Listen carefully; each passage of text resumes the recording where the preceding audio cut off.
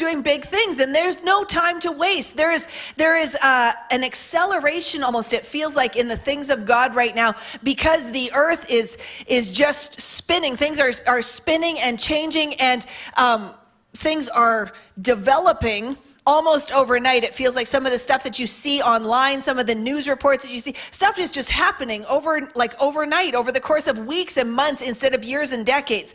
And so it's important that we as God's people are on the cusp of what he's saying and what he's doing. And so we've been talking about the fire of God all of January. And for those who were like, oh, I'm going to be relieved that that's over. Now we're speaking about honor, which is more intense.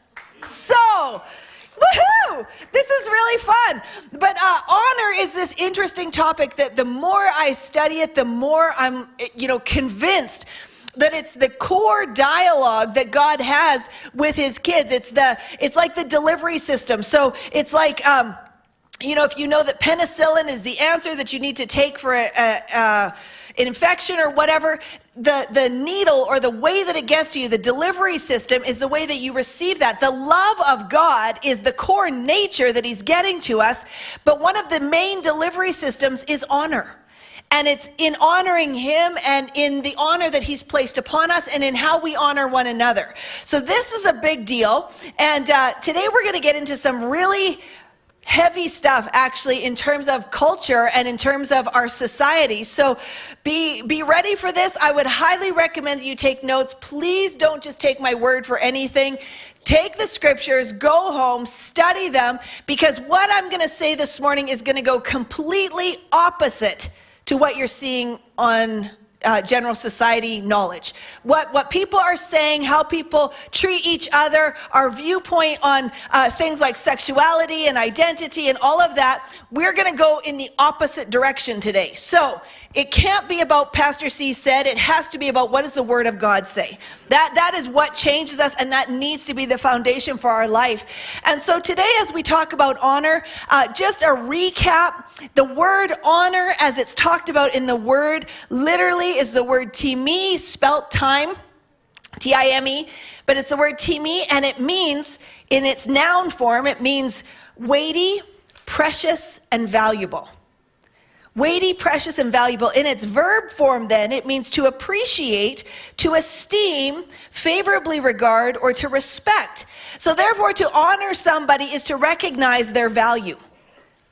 Best yet, when we can agree with the value that God puts on them. That's what we're looking for. So if we honor somebody, it's not just saluting somebody in a uniform, it is recognizing their value as God says they have it. That's a big deal. When we honor God, we recognize his value, his worth, who he is. This is a heart thing that comes out, and it has an action that comes on the other side of it.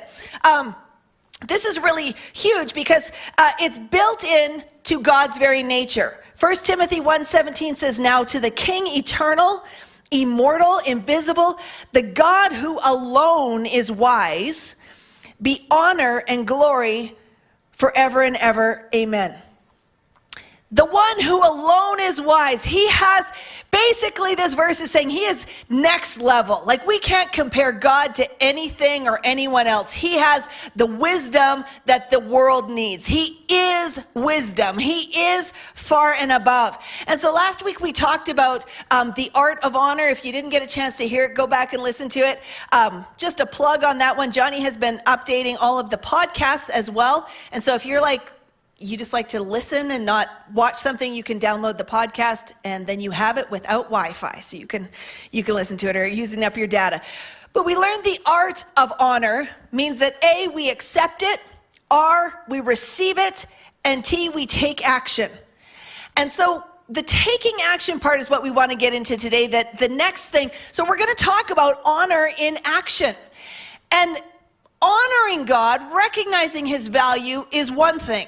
Honoring people and recognizing their value is one thing, but taking action is where really honor happens. And honor is going to be the delivery system of God's thoughts towards us, his character, his nature towards us. It's the thing that we're pressing into. And so we know that although honor means to recognize the value, to dishonor doesn't necessarily mean horrible things, although it does. There are horrible ways that we dishonor one another, that we dishonor God. But the simplest version of it, to dishonor means to treat as common. That's it. To treat as common or ordinary. So when we treat God as just like everybody else, or we treat each other as there's nothing important about you, you're just ordinary, we're just average, it's dishonor. And where dishonor is present, it blocks off some of the things that God wants to do and release to us and through us.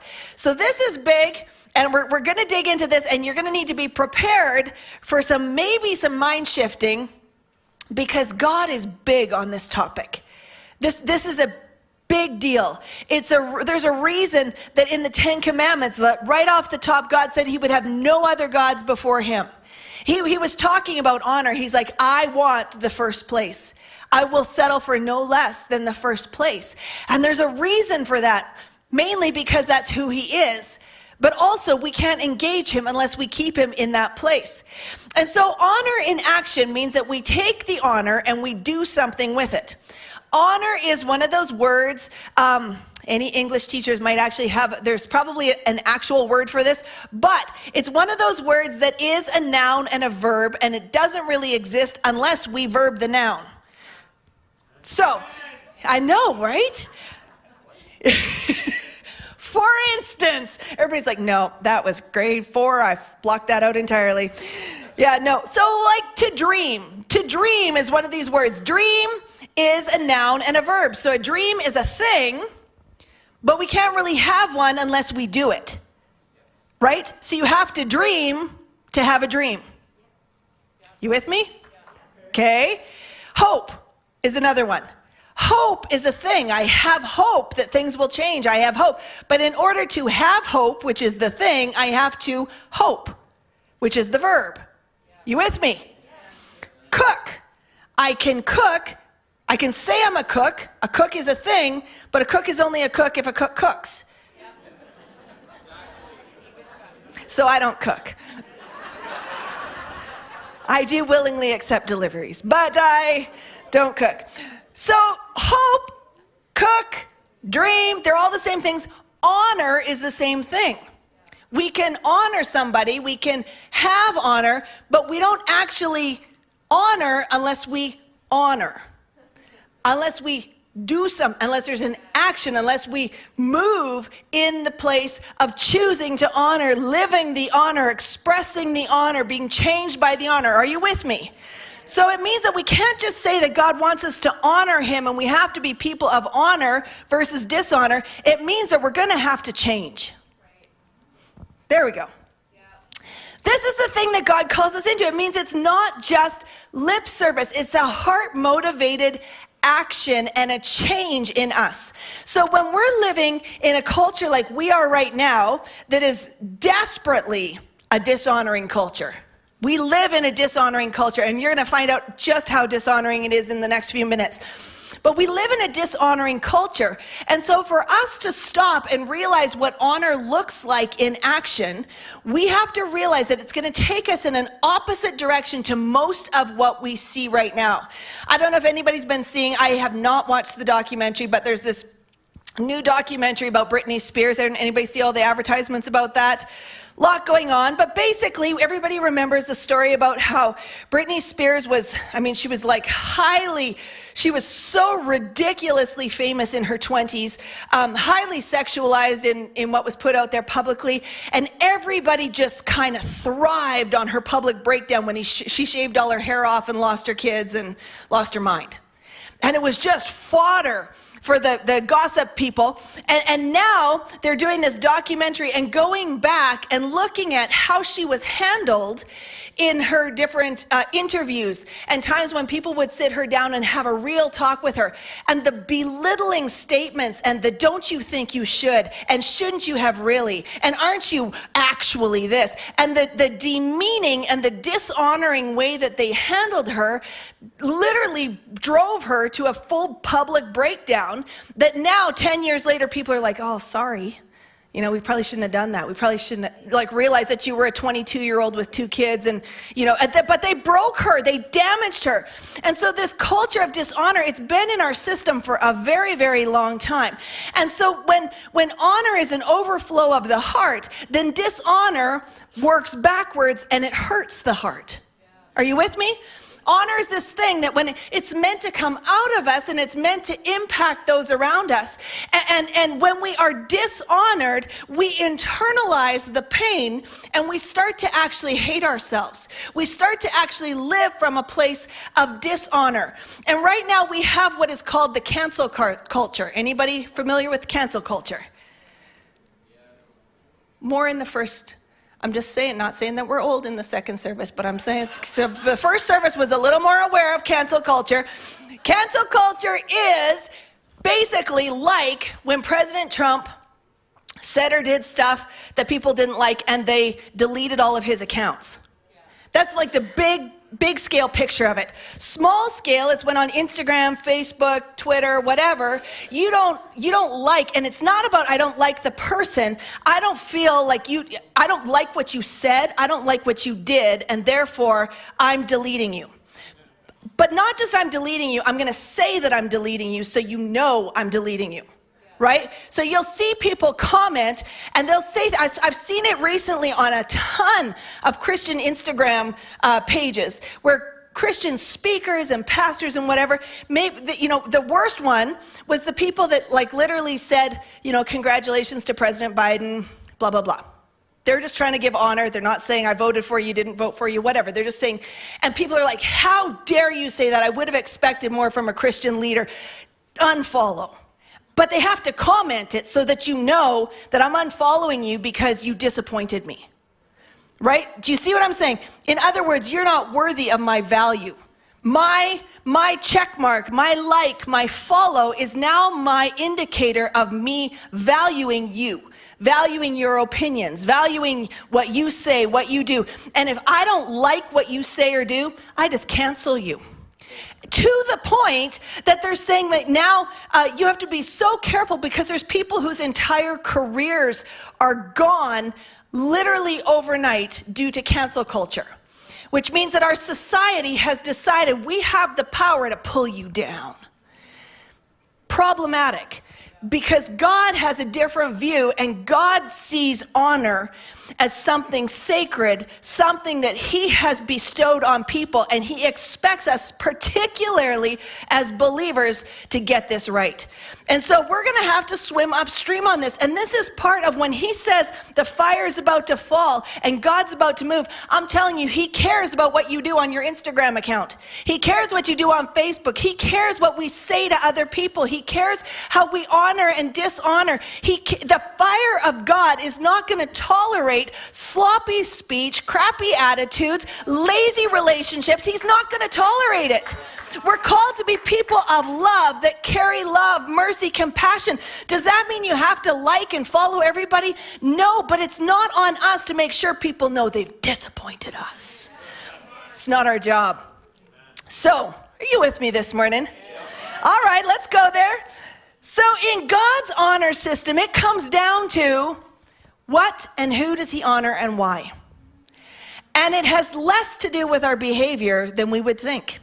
The video that we just watched is so important because Jesus, in the middle of, if you read the passages surrounding the story of him liberating this man who was completely demon possessed, Jesus had a long day. In fact, he started the day by he's going to take his disciples and they're going to go off to a quiet place together, and basically it was like day off.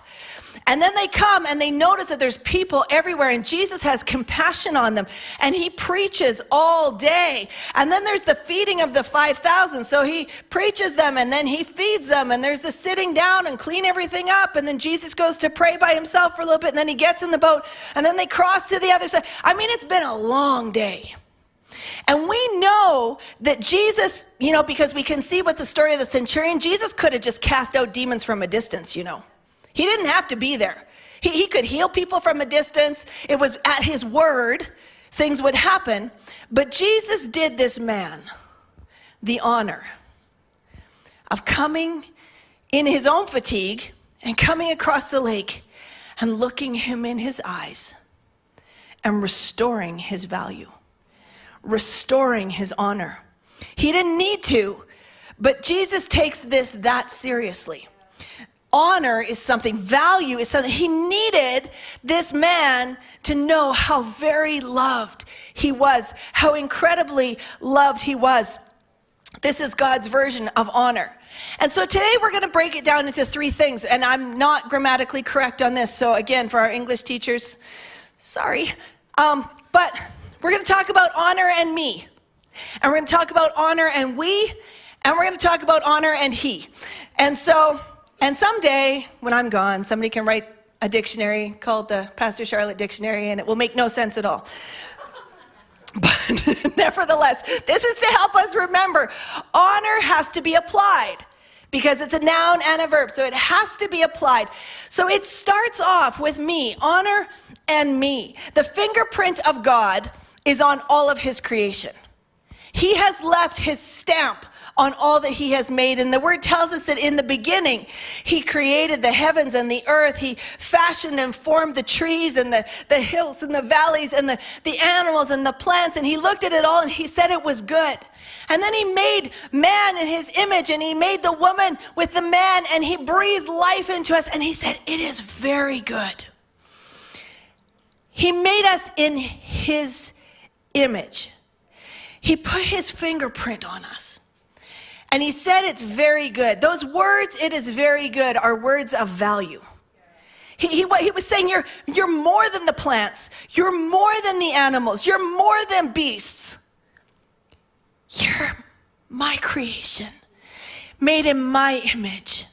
And the value that I'm saying you have is that in my God of the universe, master of the universe, in my estimation, you are very good. It's interesting because we have this thing where we're living in a culture that somewhere along the line lost its value for people. And so we have moments where we don't feel very good. In fact, some of us don't feel good any moments of any day. Some of us don't feel very good some moments of some day. Those of us who feel good for a moment won't have to wait very long before somebody tells us that we should not. Stop being so arrogant and full of yourself. You're not anybody. And we're really good at pulling each other down. And we're really good at, when God says it's very good, we're very good at telling ourselves and telling one another, no, you're not. Because something's super broken. There's this quote by Charles Spurgeon that I think is so good. It says, when we believe we ought to be satisfied, rather than God glorified, we set God below ourselves. Imagine that he should submit his own honor to our advantage. We make ourselves more glorious than God, as though we were not made for him, but he was made for us. What that means is that when we think that it's in our estimation that the good things of life, the things that we're satisfied with matter more than God's opinion, or that God is lifted high, we're actually saying that he is at less value than we have. And so we see this in like the story of Cain and Abel, where Cain was like, I know maybe God needs a blood sacrifice, but I don't feel like that. I will feel better about myself if I can offer what I grew. I grew plants. I grew vegetables. I grew grain. I grew stuff, and I am bringing what I brought, what I built, what I made, I'm bringing that to God. And he put God underneath him. And we know that Cain fell into this place of utter brokenness. The fruit of his line was so twisted and so distorted that God actually had to wipe out the earth for a season, right? The flood. The brokenness of man wants to rise itself up. I don't feel good. I don't feel right unless I do the things that I can do so that I feel like the people around me will like what I do and I am now therefore good. And God's like, no, you got to come back. You're never going to get this right long enough, consistent enough, accurate enough. You're going to have to come back to who I am and who I say you are. That's the core identity of everything. And when we lose that, we actually lose sight of ourselves. And we spend our lives chasing a feel-good. And so we got to go back to the very core things that God says about us. It says in 1 Samuel 2:30, and this is God talking to Eli, and he says, those who honor me, I will honor. And those who despise me shall be lightly esteemed. It doesn't say that if we don't honor God, he's going to punish us. It just says that if we don't honor God, if we despise him or we push him away, we end up living in a lower place of dishonor than we would if we were honoring him, because those who honor him, he honors. He reveals to us the honor that we're supposed to live in. And in that particular story, we know that Eli lost the promise that God had given him and his family line because he chose to honor people. He honored his sons above God. So our core identity, our core way of functioning, doing life, serving one another. We're talking about Valentine's Day today, Family Day this weekend, whatever. You know, your value does not come in whether or not you got a card or not. It doesn't. Your value is there because God says it's there, and anything else is a nice extra. It can't be. I mean, I remember we started this thing in high school. It was a fundraiser. It sounds noble enough, but where the student council would sell roses or carnations or whatever, and that was their fundraiser. So they would bring in buckets of flowers or whatever, and you could buy them, and some girls would have like a dozen roses or whatever that some poor schmuck paid $5 for and whatever. Maybe she'll notice me, whatever. And other girls had none. And it was the great day of dividing whether you're loved or not, whether you're valued, whether you're pretty or not, whether you're smart or not, whether you're funny or not. Because if you didn't get a rose, obviously you're a loser and you have no value.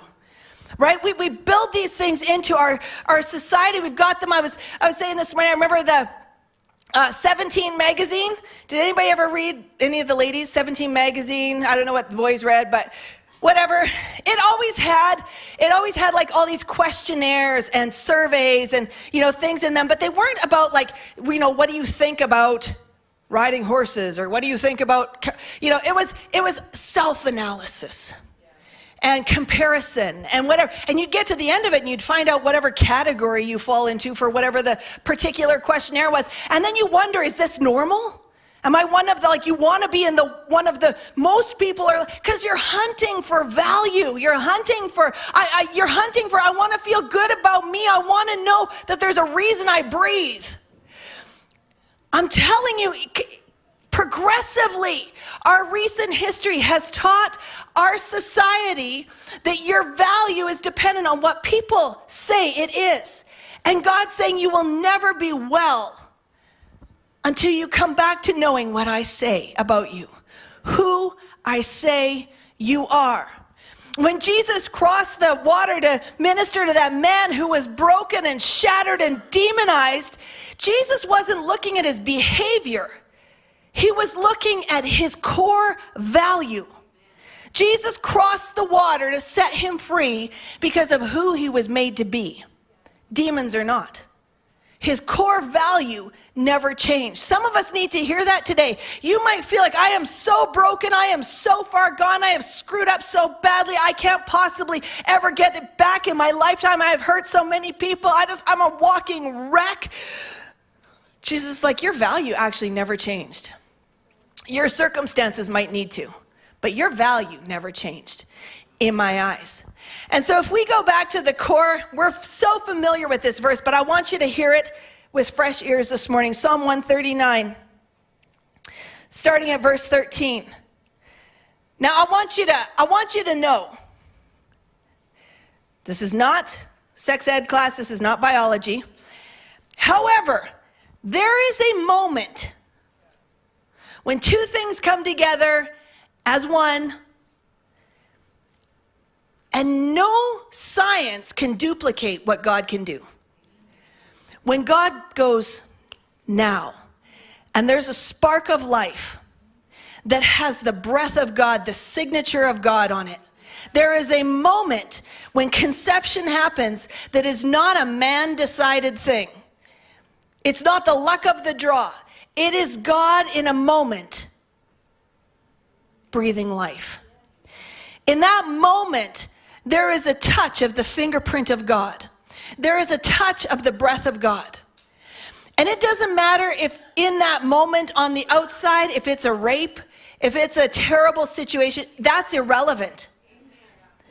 God cares for the people, in that situation. But in that moment, when God sparks life, it's a holy moment. No matter how bad the circumstances are, it's a holy moment. And it's a place where God is putting his value into a being. And it says, for you formed my inward parts. You covered me in my mother's womb. I will praise you, for I am fearfully and wonderfully made. Marvelous are your works, and that my soul knows very well. My frame was not hidden from you when I was made in secret and skillfully wrought in the lowest parts of the earth. Your eyes saw my substance being yet unformed. And in your book, they were all written, all the days fashioned for me, when as yet there were none of them. How precious are your thoughts to me, O God. How great is the sum of them. See, that's where identity is. That's where honor is. It's God, whether we understand it or not, whether we were born into pain, whether we were born into a tragic situation, or that moment when God begins to create, he puts together exactly who you are, and he writes the book that goes along with it. So your core nature, your core personality, your giftings, your abilities, your build, your makeup, it all fits together with the book that he wrote for you. Now, some of us don't feel like that. Some of us feel like we don't match the life that we thought we were going to live, and whatever. But that's the truth. It's literally, specifically, the way he fashioned you together makes the book make sense. So for us, there's not a person in our family that can throw a baseball or shoot a puck or do really anything sportsy at all. Even Walter, only about 50% of the time, catches the balls we throw for him. So we know he was meant to be our dog. Although it does occur to me, maybe it's because we're throwing badly. I don't know, but anyway, we know that we're not made to be professional athletes. However, we do have a strong artistic bent in our family. And we can play music, and we can, draw and create and do it. So that tells us what the book is about. Now, our culture would tell us if we can't play sports, we just suck. What kind of Canadian can't play hockey? Are you kidding me? Well, the kind that's not supposed to. The kind that holds church services at 50 below. That's what. Whatever. But we compare ourselves, and we just say that these are the things that we should be. And if we're not, then we're obviously less than. Instead of realizing that God says, no, it's good. You're just different. You are who I made you to be, and you're perfect. You're exactly how I want it to be. It's interesting because the moment that we're born, we encounter this culture of dishonor, and we bump into it everywhere around us, and I believe it has increased over the years. I believe that even in the days, even though some of it was just habit or patterns of culture, where there was Mr. and Mrs. and Sir, and there was some structure in society that helped us to stay in a measure of honor for some degree. But at this point, we have moved from, I remember the first couple times when there was a famous person who would, they'd stand up and they would share the truth about they had been bullied as a kid in school or whatever, and everybody's like, oh, it's hard to believe, and look at you now, look what you've done with your life, and now somebody says I was bullied in high school. It's like, yeah, you and everybody else, like, what? We all just don't like each other in school. It's become normal for us. Or the person who gets up and goes, I was abused, or I was date raped, or I was whatever, and everybody's like, yeah, it's probably half the people in our class right now, like, you're not special in that either. There's this weird thing that happens where we've been dishonored. There's children who are, born right into cycles of abuse and cycles of damage that before they can even understand who God says they are pummeled with the idea that they are worthless, that their value is stripped away from them right from the very beginning. And God says right now, we can either go through decades of counseling trying to manage it, or we can come back to God and we can let him breathe over us. I knit you together in your mother's womb. My thoughts towards you are precious.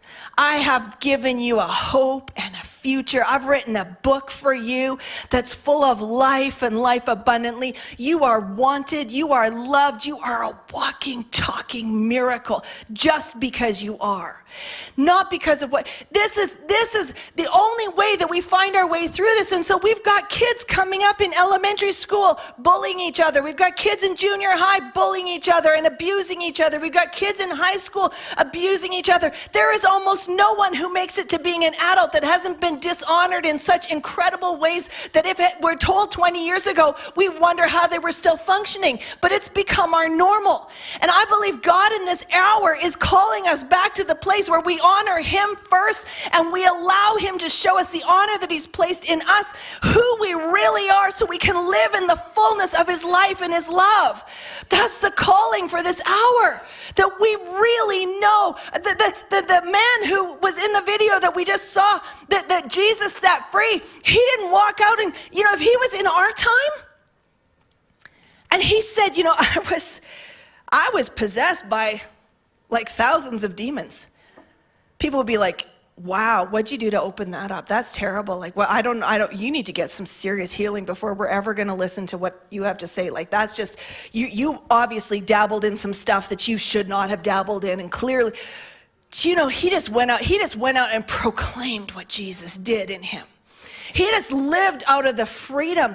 And the reality is, in order for him, anybody who's in any kind of counseling would know, in order for him to be that possessed, he was likely so abused. He had been so damaged. He had been so dishonored. That's the culture that we live in. We've got men and women walking around now going, I must be some sort of a pervert. I'm absolutely hooked on this and hooked on that. Do you know our society is set up for a 10-year-old and 11-year-old to open their computer or whatever to do their online homework right now and have images pummel their minds that dishonors them? Images, no 10-year-old goes, hey, you know what? I just think I'm old enough to really screw up my life today. I would really love to have my mind ruined. No, they don't want that. But there is an enemy who goes, you are nothing. You are worthless. And here, let me just show you just how worthless you are. And we've got boys and girls who grow up to be men and women walking around and they feel so ashamed of what it is they've fallen into and how it has taken hold of them that they don't know any way to function except to dishonor others.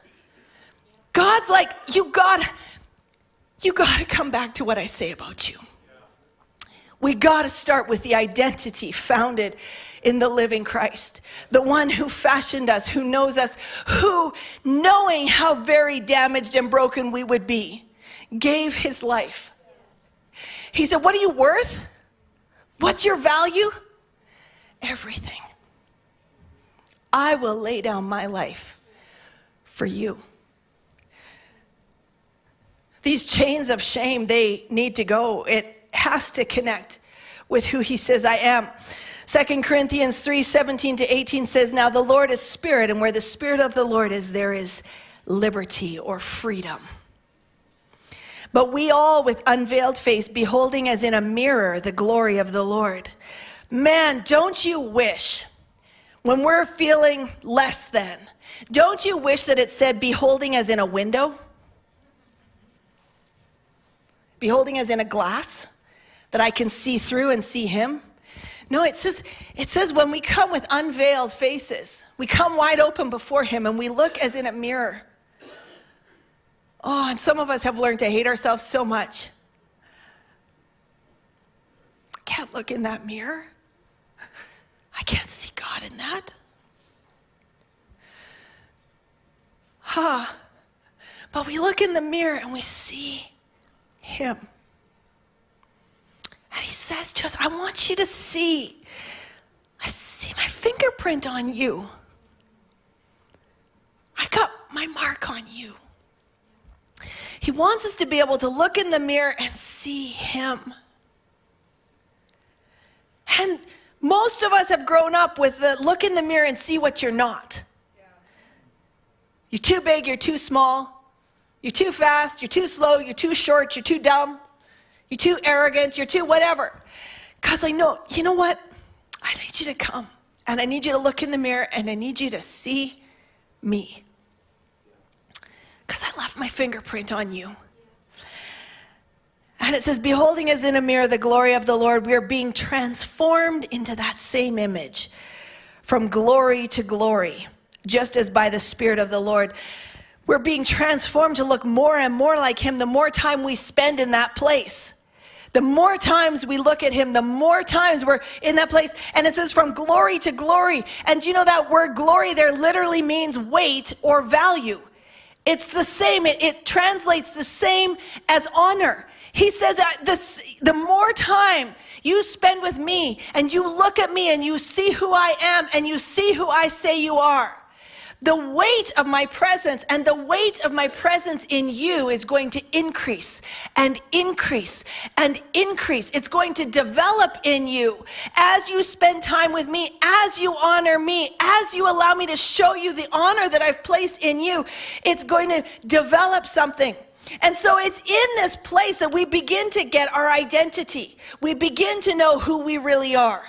We begin to be satisfied with who God says we are, and we can live out of that place. And it's confident and it's bold. It's identity. Here's the deal. Honor and we. It shifts over as we begin to interact with other people. And when we know our identity and we are confident in honoring him and the honor that he's placed within us, we are able to honor others. It's only from that place. If we don't know who he's made us to be, we struggle honoring other people, and we will be constantly disappointed in them. And we will be constantly wondering why they are not doing what we think that they should be doing, why they're not acting, responding, functioning like they're supposed to be acting, functioning, responding. We're going to start wondering all the whys of it. And so in this moment, God calls us to the place to come and find our identity in him, and now we begin to extend it to others. In the same way, when we start it backwards and God is removed from a society, we've got a problem.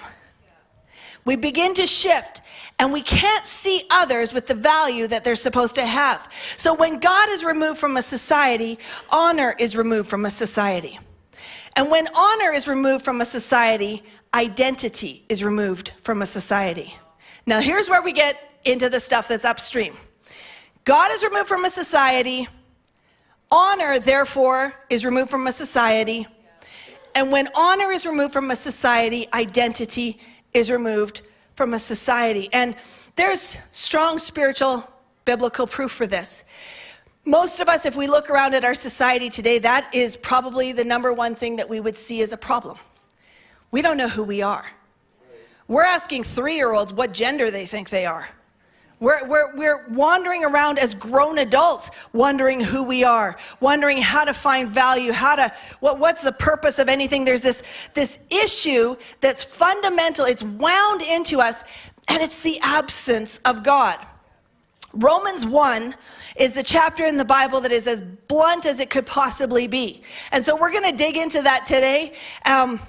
And just for the record, if the votes go the way they're looking to go in the next couple of weeks, this could be an illegal message right away here. So we're preaching it now. Probably preach it then too, but nevertheless. Starting at verse 20, it says, "For since the creation of the world, his invisible attributes are clearly seen, being understood by the things that are made, even his eternal power and Godhead, so that they are without excuse." So it says that basically God is saying he on purpose left his fingerprint on everything. He on purpose created the earth so it would be obvious that he exists. It would be obvious that he was present. When you look at the structure of the planets, you look at how things are orchestrated, with gravity, with different foundational elements of the earth, we're talking like microscopic changes would wipe out the planet. It's so precise how the universe is put together, how mankind functions, how our DNA works, the nature of humanity, the nature of how the earth adapts and how plants and animals morph depending on the weather. And that's not about evolution, that's about intelligent design. And so God has said he's left his fingerprint on everything. Basically, everything has been clearly seen so that people are without excuse. Verse 21, because although they knew God, they did not glorify him as God. Now that word glorify, again, is talking about like honor. It's not, they didn't give God the weight that he was due. They did not give him the value that he was due. So although they knew God, they did not give God the weight as God, nor were thankful, but became futile in their thoughts, and their foolish hearts were darkened. Professing to be wise, they became fools. And here we go, verse 23, and changed the glory or the weight or the value of the incorruptible God into an image made like corruptible man, and birds and four-footed animals and creeping things. In other words, they said that God is like, whatever, God's just like everybody else. It's that same thing where God said right at the beginning, I will have no other gods before me. And then he said, don't create any graven images. He said, I'm not like everybody else. I'm not one of you. I'm not one of you. Whether there's songs about that or not. He's not us. He's not a God. He's not a spiritual being. He's God of the universe. And when they stepped away from that and began to put God into these little man-made boxes and decided that God is just the same thing as all of creation, and so we can start worshiping creation, we can start worshiping these things, it says that therefore God also gave them up to uncleanness in the lust of their hearts, to dishonor their bodies amongst themselves. Doesn't say that God threw judgment upon them. He punished them. The wrath of God fell upon humanity. You know, it's not saying, God gave them up. And literally, the breakdown of that word is to surrender or yield up. In other words, God is a God of honor and value, and when we choose to dishonor him and undervalue him, God doesn't punish us. He just goes, I can't be part of that. And so he yielded them up. He yields us up. He has to just go, okay, your choice. Free will is the main gift that I gave you so that you could choose the primary gift of salvation. So he withdraws, and he gave them over to the lusts of their hearts to dishonor their bodies amongst themselves. So when I say that everywhere we look, people are dishonoring one another and pulling one another down and treating each other as less than what God says we are, what we see here according to the word is that is the consequence of not honoring God. When we take God out of the equation, we lose the ability to understand his honor within us. We lose our identity, and therefore we are driven to dishonor one another. Because the only thing that makes me feel good is making you feel less. That's our society.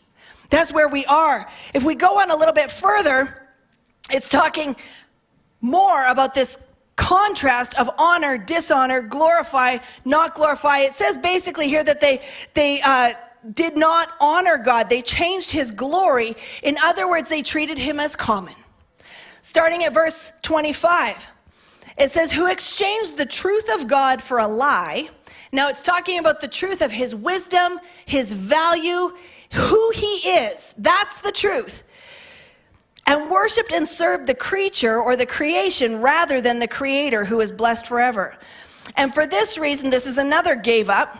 God gave them up to vile passions. Before it says he gave them up to uncleanness. He gave them up to vile passions. For even their women exchanged the natural use for what is against nature. Likewise also the men, leaving the natural use of the woman, burned in their lust for one another. Men with men committing what is shameful, and receiving to themselves the penalty for the error which was due. And even as they did not like to retain God in their knowledge, the word retain there means echo. So echo back what he says, echo back what he thinks, echo back what God says is true, we echo it back to him.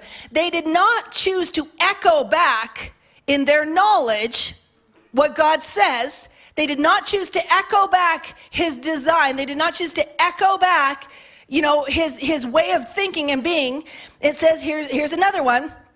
In their knowledge, God gave them over to a debased mind. So he gave them up to uncleanness. He gave them up to vile passions. He gave them over to a debased mind.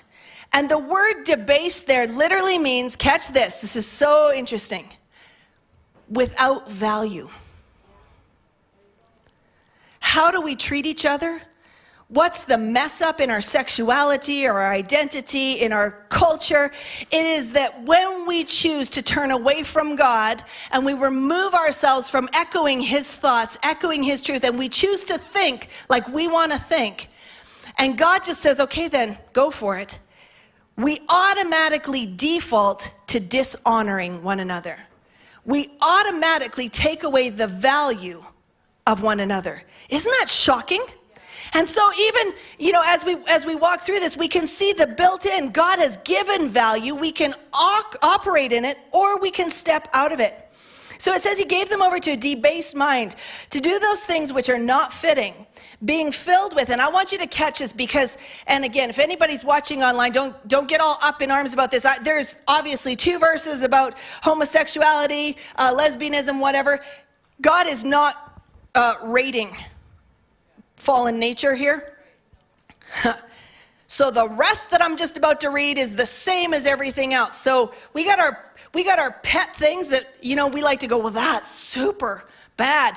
Here's what God says. He gave them over to, or he had to release them to their own thinking, which was debased or without value, being filled with all unrighteousness, sexual immorality, wickedness, covetousness, maliciousness, full of envy, murder, strife, deceit, evil-mindedness. They are whisperers, backbiters, haters of God, violent, proud, boasters, inventors of evil things, disobedient to parents, undiscerning, untrustworthy, unloving, unforgiving, unmerciful.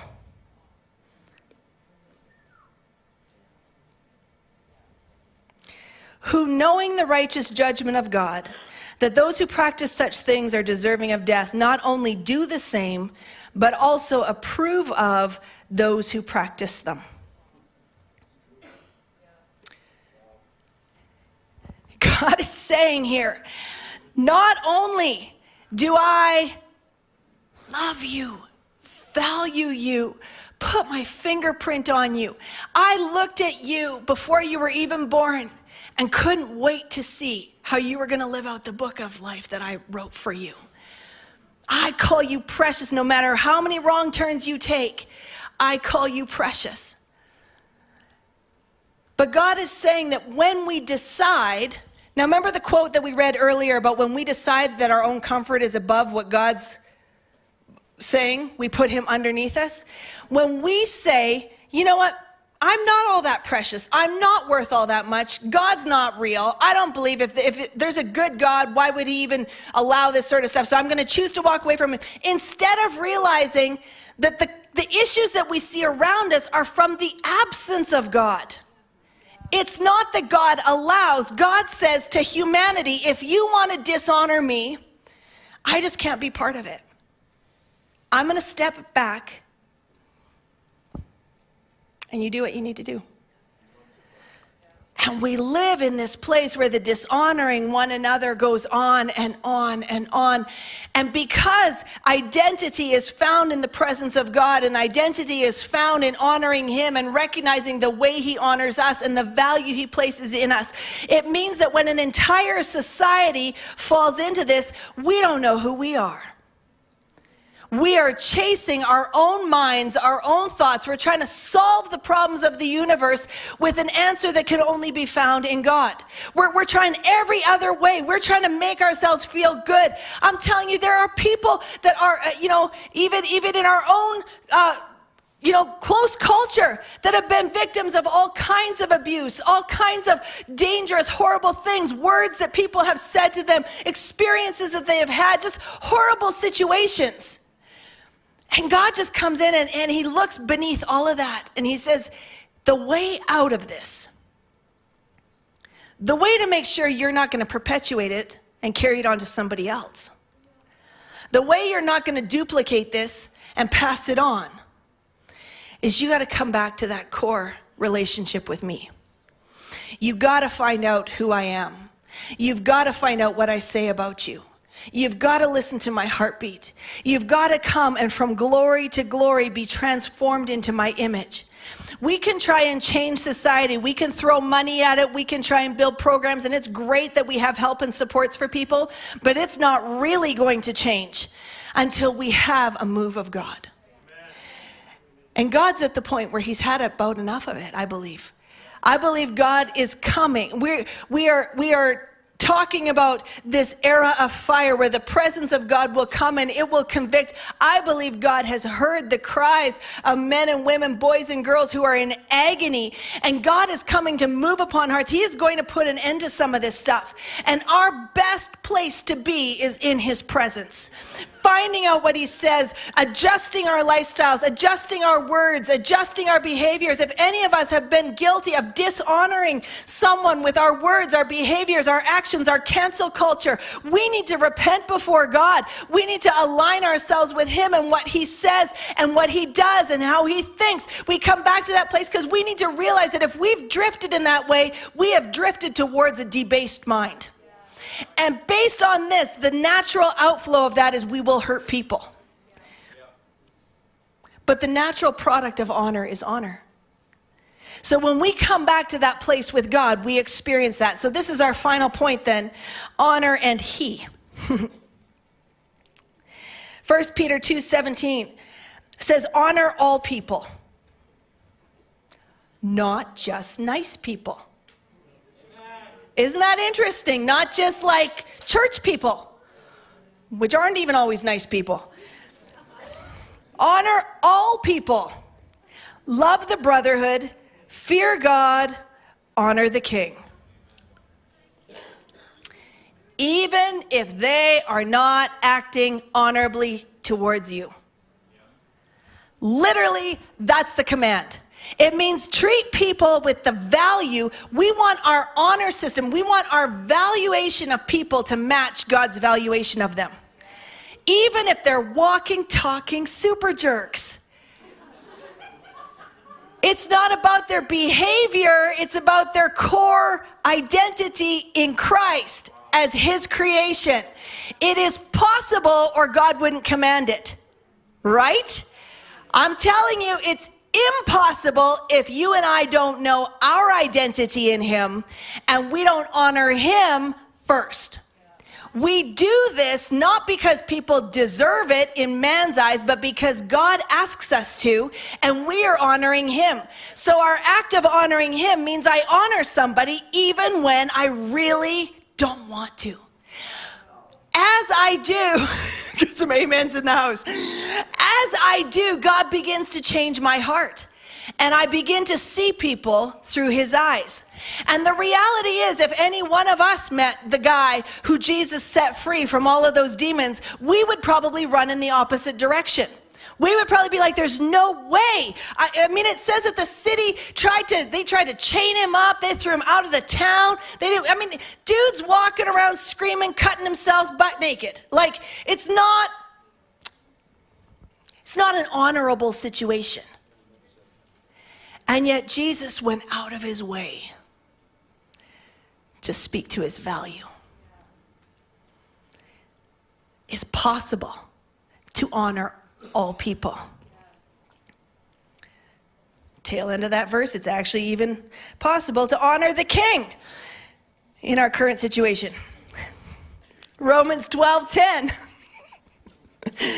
Be kindly affectionate to one another with brotherly love, in honor, giving preference to one another. In honor, giving preference to one another.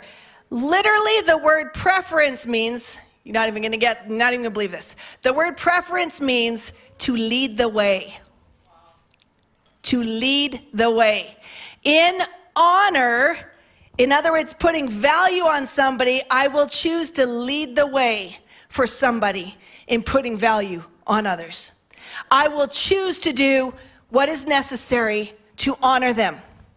2 Timothy 2:21 in the Amplified It says, therefore, if anyone cleanses himself from these things, it's talking about sin, same stuff we just talked about, which are dishonorable, disobedient, and sinful, he will be a vessel for honor, sanctified and set apart for a special purpose, useful to the master, and prepared for every good work. It says if we will cleanse ourselves from these things, the previous verse that we read in Romans says it's not only do some of these people do these things, but they approve of them. God's inviting us to just be cleansed of all of that, step away from it. We choose to honor all people. We choose to recognize the value as we honor God in it. Lord, I thank you for who you are. You are the God of the universe. You are the one who was, who is to come. You are the creator of all that I see in front of me. And I thank you, Lord, that this person who right now on the outside is not lovable, you love them. You value them. Your fingerprint is on them. And so God, as an act of honor to you, I'm asking you to help me honor them. Help me to see them with the value that you've placed on them. And God, I step away from all the places of criticism, of judgment, of pulling down, of dishonor, of treating these people like common nothing. But God, I choose to value. I step into that. And as I do, God, I thank you that you make me a vessel of honor. And Lord, pour out honor through me. May anyone who encounters my life experience the love of God, experience the value that you place in them. God, may they experience through me that honor that is so countercultural that suddenly they will know who they are in you. There's an identity that is not 66 genders, it's irrelevant. Who does God say I am as a human being?